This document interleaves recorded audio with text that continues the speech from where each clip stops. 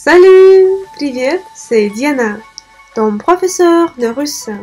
Je suis très contente de te retrouver dans cette nouvelle leçon où on va continuer d'apprendre la différence entre le verbe сказать et говорить en russe.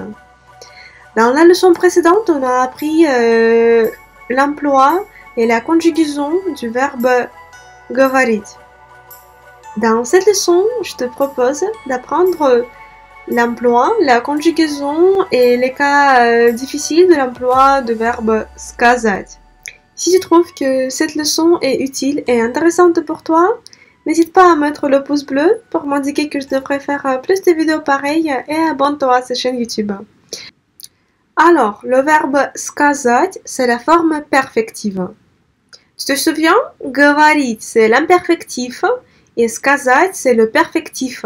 Tu peux voir devant toi les cas de l'emploi du verbe сказать. Par exemple, сказать что-либо кому-либо, dire quelque chose à quelqu'un. Сказать что-либо, quelque chose, et ce que tu vas dire, ça va être à l'accusatif, à quelqu'un, кому-то. À quelqu'un, en russe, le mot va être placé au datif. Ce sont les cas russes.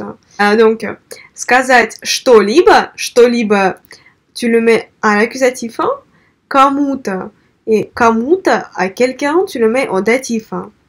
Un autre emploi, c'est сказать что, dire que.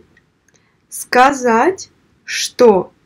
Si tu vois les mots tels que нужно, il faut, нельзя, il est interdit, можно, on peut, il faut employer le verbe сказать. Нужно сказать, il faut dire. Нельзя сказать, il est interdit de dire. Можно сказать, on peut dire. Comme le verbe сказать, c'est un perfectif, il ne peut pas être employé au présent. Et donc, on regarde sa conjugaison au passé. Я сказал, j'ai dit. Я сказала. Alors, quelle est la différence? Я сказал, c'est du masculin, et я сказала, c'est du féminin. Comme je suis entrée, un E à la fin, s'il s'agit de la forme masculine, ou je suis entrée avec deux E à la fin, si c'est une femme qui le dit. Ты сказал, tu as dit. Ты сказала, tu as dit si tu es une femme. Он сказал, il a dit. Она сказала, elle a dit. Оно, c'est la forme neutre. Comme en russe, il y a le féminin, le masculin et le neutre. En français, c'est impossible de le traduire. Оно сказало. Par exemple, dans les contes, tu peux remarquer une phrase pareille. Солнце сказало что. Солнце, le soleil, a dit que. Le soleil en russe, c'est du neutre, donc солнце, le soleil, сказало. C'est dans ce cas-là que tu pourrais rencontrer оно сказало. Мы сказали, nous avons dit. Мы сказали. Вы сказали, vous avez dit. Вы сказали.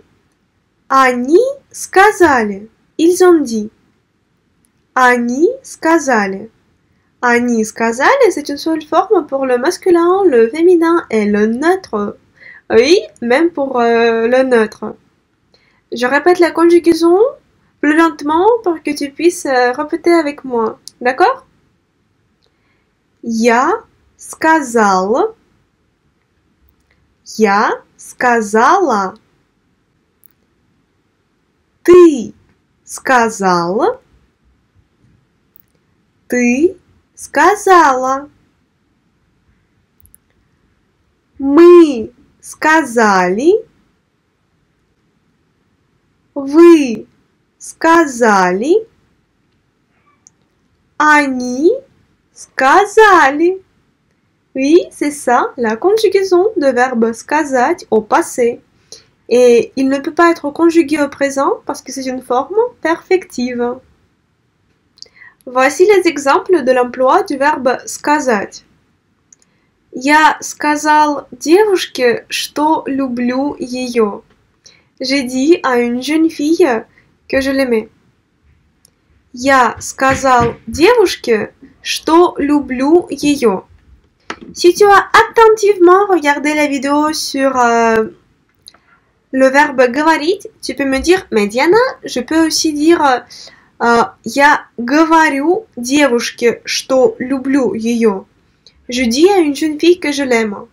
Mais la différence, c'est que говорить, c'est une forme imperfective et elle peut être employée au présent, tandis que сказать est un perfectif et il ne peut pas être employé au présent. Si tu vois ce genre de phrase au présent, ça va être toujours le verbe говорить. Et au passé, ça peut être soit la forme perfective, сказать, soit la forme imperfective, говорить. Et ça dépend de quel aspect tu as besoin. Regarde s'il te plaît la vidéo sur l'aspect, d'accord? Comme ça va devenir plus clair. Alors, я сказал девушке, что люблю ее. Я сказала, j'ai dit, девушке, девушке, jeune fille, et ce mot est mis au datif, parce que dire à quelqu'un, et à quelqu'un, en russe, va être au datif. Что люблю ее. Que je l'aimais. Что люблю ее. Un autre exemple. Ты сказал коллеге правду. Tu as dit la vérité à ton collègue. Ты сказал коллеге правду. Ты, tu, сказал, a dit, коллеге, коллеге. C'est au datif, правду, dire quelque chose à quelqu'un. À quelqu'un au datif, quelque chose à l'accusatif. Ici, à quelqu'un, c'est коллеге, коллеге au datif, dire quelque chose, c'est ты сказал правду. Правду est à l'accusatif. Ты сказал коллеге правду. Un autre exemple. Она сказала, что скучает по мне. Elle a dit que je lui manquais. Она сказала, что скучает по мне. La phrase suivante, c'est Вы сказали, что он умный. Vous avez dit qu'il était intelligent. Ou vous avez dit qu'il est intelligent parce que il est intelligent maintenant. Вы сказали, что он умный. Вы сказали, vous avez dit, что, que, он умный. Et en russe, au présent, on omet le verbe быть, être. Вы сказали, что он умный. Vous avez dit qu'il est intelligent. Как это нужно сказать по-русски? Comment faut-il le dire en russe? Как это нужно сказать по-русски? Alors, après les verbes, нужно, il faut, можно, on peut, нельзя, il est interdit, tu emploies toujours le verbe сказать. Как это нужно сказать по-русски? Comment faut-il le dire en russe? Ou как это можно сказать по-русски? Comment peut-on le dire en russe? Je répète, peut-être que je t'embête déjà un peu, mais je veux que tu le comprennes. Après les mots нужно, можно, нельзя, c'est toujours сказать. Jamais, jamais, jamais le verbe говорить. Что можно сказать, чтобы попросить прощения? Que peut-on dire pour demander pardon? Что можно сказать, чтобы попросить прощения?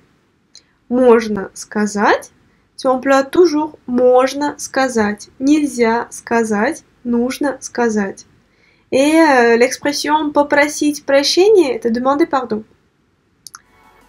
Попросить прощения, demander pardon. J'espère que maintenant, la différence entre les verbes говорить et сказать est devenue plus claire pour toi. Si c'est le cas, n'hésite pas à mettre le pouce bleu pour m'indiquer que je devrais faire plus de vidéos pareilles. Si tu veux être au courant de tous les cours de russe, abonne-toi à cette chaîne YouTube. Je t'invite également à visiter mes réseaux sociaux parce que j'y publie aussi un contenu qui va t'aider à apprendre le russe. Je vais te retrouver très bientôt dans une prochaine leçon de russe. Pour l'instant, répète, revise les différences entre ces deux verbes. Et хорошо провести время. Amuse-toi bien.